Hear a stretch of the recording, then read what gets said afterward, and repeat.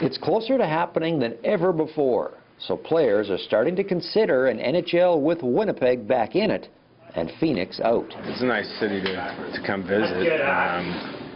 If the team's losing money, the franchise isn't having success, it hasn't for a number of years, maybe it is time for it to move, but we never like to see teams leave the city. If Winnipeg could support a team better than Phoenix, then that's better for the players because they share revenue with the league. We've talked about it as players many times, and as a union, you never want to see a team be in trouble or leave, but for the good of the game, if that's the direction it has to go. The Coyotes rarely fill Jobbing.com Arena, and they're probably headed for the playoffs. It'd likely be a far different atmosphere in Winnipeg.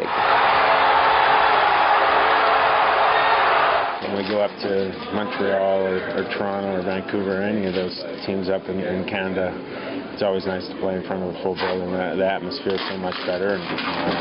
So in that sense, I think you'd give 100% support from the players to play in front of full buildings over nice cities. What is it, Portage and Maine? Coldest corner in the world. So yeah, I think we should be able to put up with that corner to have a full building. What about attracting free agents to Winnipeg?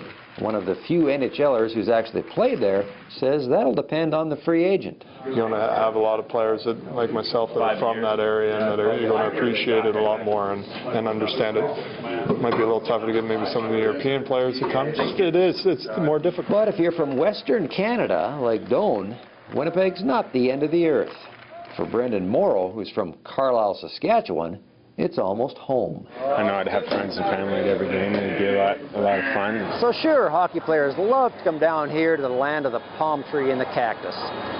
But just as important, at least to some of them, is to play in a place where hockey has roots, grassroots, a place like Winnipeg.